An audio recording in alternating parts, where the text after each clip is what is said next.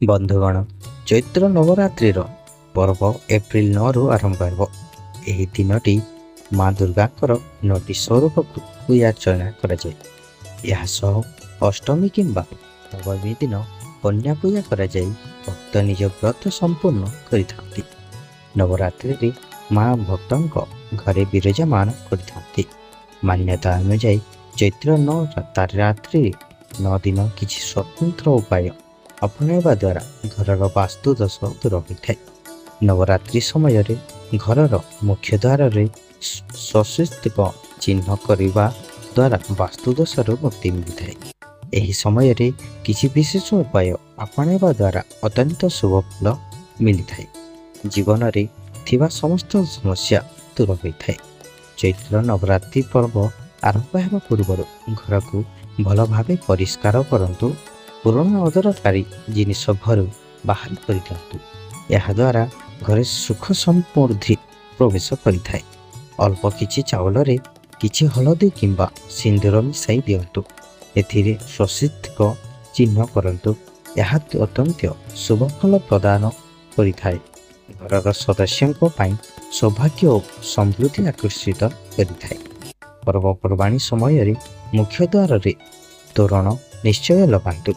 ଆମ୍ବପତ୍ର ତୋରଣ ମଧ୍ୟ ଲଗାଇ ପାରିବେ।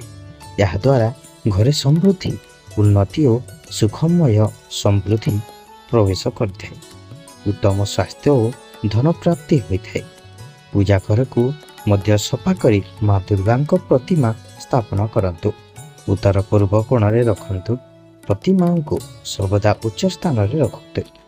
ପୂଜାର ସମସ୍ତ ସାମଗ୍ରୀ ଦକ୍ଷିଣ ପୂର୍ବ ଦିଗରେ ରଖନ୍ତୁ। ନବରାତ୍ରି ପୂଜା ସମୟରେ ବ୍ୟକ୍ତିଙ୍କ ମୁଖ ପୂର୍ବ ଦିଗ ଆଡ଼କୁ ହେବା ଆବଶ୍ୟକ। ଏହା ସହ ପ୍ରାର୍ଥନା କରିବା ସମୟରେ ମୁଖ ଉତ୍ତର ଦିଗକୁ ହେବା ଆବଶ୍ୟକ। ଏହାଦ୍ୱାରା ସଫଳତା ମିଳିବା ସହ ସାହସ ବୃଦ୍ଧି ପାଇଥାଏ। ନବରାତ୍ରିର ପ୍ରଥମ ଦିନରେ ପୂଜା ଘରେ ଏକ ପାତ୍ରରେ ସଫା ପାଣିରେ ଫୁଲ ଭର୍ତ୍ତି କରି କଳସ ରଖନ୍ତୁ। ପୂଜାର ଶେଷ ଦିନ ଘରଯାକ ପବିତ୍ର ଜଳ ପକାନ୍ତୁ। ଏହାଦ୍ୱାରା ଆର୍ଥିକ କ୍ଷେତ୍ରରେ ଉନ୍ନତି ହେବା ସହ କଲହ ଦୂର ହୋଇଥାଏ। ଅଧିକ ସକାରାତ୍ମକ ପ୍ରଭାବ ପାଇଁ ରୋଷେଇ ଘରେ ମଧ୍ୟ କଳସ ରଖିପାରିବେ। ଅଖଣ୍ଡ ଦୀପ ଜଳାନ୍ତୁ। ଏହାଦ୍ୱାରା ଅଖଣ୍ଡ ସୌଭାଗ୍ୟ ଓ ଶାନ୍ତି ପ୍ରାପ୍ତି ହୋଇଥାଏ। ନବରାତ୍ରିରେ ମା ଦୁର୍ଗାଙ୍କୁ ଲାଲ ରଙ୍ଗର ପୋଷାକ ପିନ୍ଧନ୍ତୁ।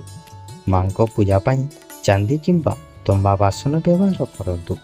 ବାସ୍ତୁ ଅନୁଯାୟୀ ଘରର ପୂର୍ବ କୋଣରେ ତୁଳସୀ ବୃକ୍ଷ ରଖିବା ଦ୍ୱାରା ସୁଖମୟ ବାତାବରଣ ରହିବା ସହ ଏହାଦ୍ୱାରା ଘରେ ଶାନ୍ତି ଓ ସମୃଦ୍ଧି ପ୍ରବେଶ କରିଥାଏ।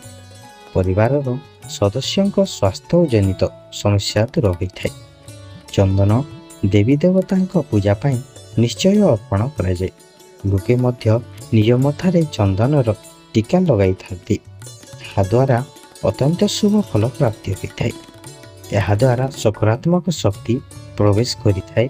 ତେଣୁ ଏହି ସମୟରେ ଚନ୍ଦନର ନିଶ୍ଚୟ ବ୍ୟବହାର କରନ୍ତୁ। ବାସ୍ତୁଶାସ୍ତ୍ର ଅନୁସାରେ ପୂଜା ସମୟରେ ଶଙ୍ଖ ଘଣ୍ଟା ବଜାନ୍ତୁ। ଏହାଦ୍ୱାରା ନକାରାତ୍ମକ ଶକ୍ତି ଦୂର ହୋଇ ସକାରାତ୍ମକ ଶକ୍ତି ପ୍ରବେଶ କରିଥାଏ। ଦେବୀ ଦେବତାଙ୍କ ବିଶେଷ କୃପା ସହ ଶୁଭ ଫଳ ପ୍ରାପ୍ତି ହୋଇଥାଏ।